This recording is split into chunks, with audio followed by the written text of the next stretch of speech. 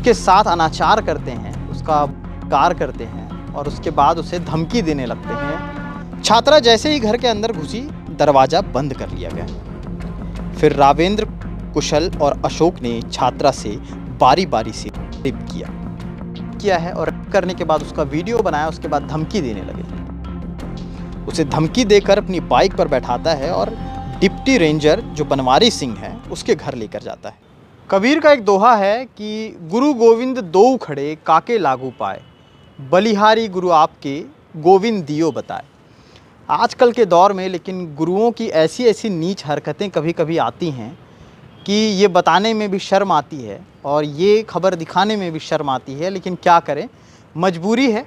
समाज में अगर इस तरह की कुरीतियाँ गुरुओं के द्वारा हो रही हैं तो वो भी दिखाना और दिखाया जाना चाहिए। नमस्कार, मैं सीमांत हूँ, केपी न्यूज़ देखना शुरू कर चुके हैं। एक स्कूल की लड़की 11वीं कक्षा में पढ़ने वाली जो एक दुकान जाती है, किराए के एक मकान में रहती है, वहाँ से वो स्कूल पढ़ने जाती है और दुकान कुछ सामान लेने जाती है।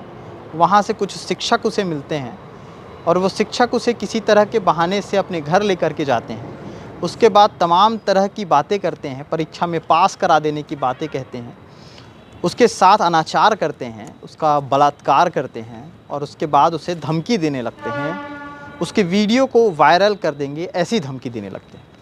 और उसके बाद एक बार नहीं बल्कि 2 बार और तीसरी बार भी ये सारी चीज़ें होती हैं। और ये होने के बाद जब खबर निकल के आती है तो तमाम वो गुरु जो वाकई में अच्छे से पढ़ा रहे हैं वो भी शर्म से तार-तार हो जाएंगे ऐसी घटनाओं को सुनकर, ऐसी खबरों को देखकर। ये खबर छत्तीसगढ़ की है। ये खबर है जनकपुरी थाना क्षेत्र के अंतर्गत की। ये खबर है मनेंद्रगढ़, चिरमिरी और भरतपुर के अंतर्गत की, एमसीबी जिला जिसे कहते हैं उसके अंतर्गत की, जहाँ पर एक लड़की, और क्या कुछ सिलसिलेवार ब्यौरा है उस लड़की के साथ क्या कुछ हुआ वो आपको बताता हूँ।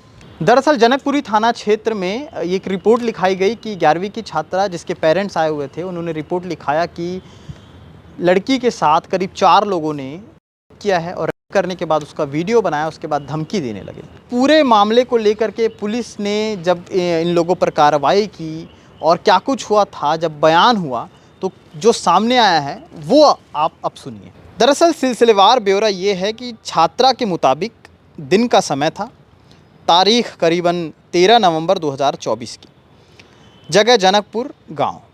17 साल की 11वीं की छात्रा एक दुकान में फ़ोटोकॉपी कराने गई थी, जहां हेडमास्टर सीएससी के रावेंद्र कुशवाहा जिनका नाम है और उनकी मुलाकात उस लड़की से हुई। दोनों के बीच कुछ बातचीत हुई।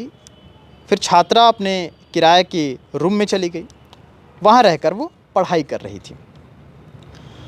तीसरे दिन 15 नवंबर 2024, समय दोपहर 12 बजे, जगह वही जनकपुर। छात्रा से हेडमास्टर रावेंद्र दोबारा मिलते हैं और उसकी पढ़ाई में मदद करने और परीक्षा में पास करा देने की बात कही। छात्रा को लगा कि टीचर गाइड करेंगे तो अच्छे नंबर से पास हो जाएगी। शिक्षक रावेंद्र ने उसे परीक्षा के बारे में बातचीत करने और अपने साथ चलने के लिए कहा।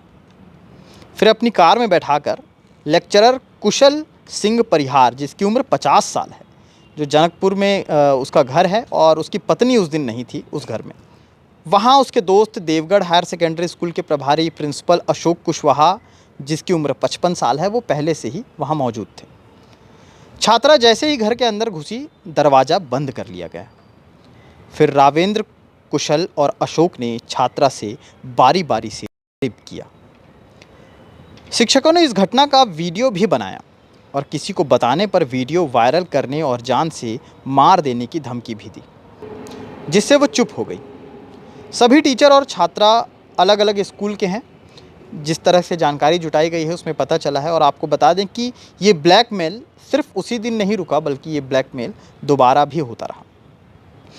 22 नवंबर की शाम करीब 5 बजे पीड़िता जो छात्रा है, वो दुकान में सामान लेने जाती है और तब कुशल सिंह परिहार उसे बस स्टैंड के पास मिलता है। उसे धमकी देकर अपनी बाइक पर बैठाता है और डिप्टी रेंजर जो बनवारी सिंह है उसके घर लेकर जाता है, जहां बनवारी सिंह सहित उन्हीं 2 शिक्षकों ने जिन्होंने वीडियो बनाया था वो वीडियो दिखा करके ब्लैकमेल करके फिर से छात्रा के साथ रेप किया जाता है। दूसरी बार छात्रा के साथ ऐसी घटना होने पर वो काफ़ी सहम गई थी। घर पर जाकर उसने अपनी माँ को पूरी आपबीती बताई। इसके बाद पीड़िता अपनी माँ के साथ 26 नवंबर को जनकपुर थाने पहुंची। चारों के खिलाफ दुष्कर्म की रिपोर्ट दर्ज कराई गई और उसके बाद चारों आरोपियों को गिरफ्तार कर जेल भेजा गया। पुलिस ने मामले को गंभीरता से लिया और आनन फानन में चारों आरोपियों को गिरफ्तार किया। उन्हें न्यायिक रिमांड पर जेल भेज दिया गया और उसके बाद जनकपुर थाना प्रभारी दीपेश सैनी ने बताया कि शिकायत सोमवार को मिली थी।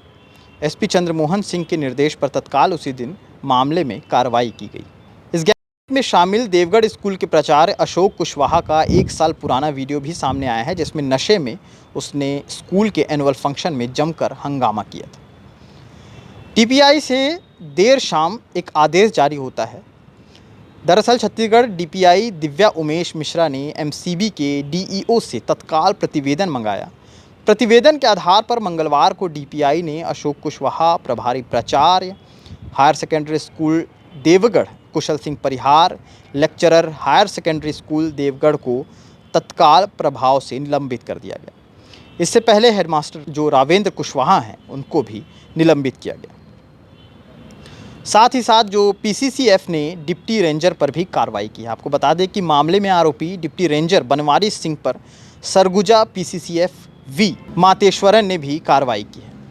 पीसीसीएफ कार्यालय ने मंगलवार रात आदेश जारी कर डिप्टी रेंजर को सस्पेंड कर दिया है। तो ये पूरा मामला था और इसीलिए मैंने कबीर का वो दोहा आपको सुनाया था कि गुरु गोविंद दो उखड़े। लेकिन आज के दौर में ये दोहे कितने तार्किक हैं और कितना इसे जो गुरु हैं और जो ऐसे लोग हैं, जो ऐसी मानसिकता के लोग हैं, जो गुरु कहलाने के लायक भी नहीं हैं, ऐसे कितने लोग होंगे, कितने ऐसे स्कूल होंगे, कितनी ऐसी छात्राएं चुप हो जाती होंगी, कितनी ऐसी महिलाएं सब चीज़ सहन करके अपनी आपबीती किसी को ना सुना पाती होंगी। तो ऐसी कई खबरें हैं, ऐसी कई कहानियां हैं, जो कहानियां हो सकता है कभी निकल के ना आती हों। कुछ कहानियां इस तरह से आ जाती हैं और उसके बाद जब कार्रवाई होती है तो पत्रकारों तक पहुंचती है। आगे इस पर क्या कुछ मामला रहेगा और ऐसी खबरें, साथ ही साथ छत्तीसगढ़ की अन्य खबरें और भिलाई, दुर्ग आसपास की खबरों के लिए आप हमसे संपर्क कर सकते हैं।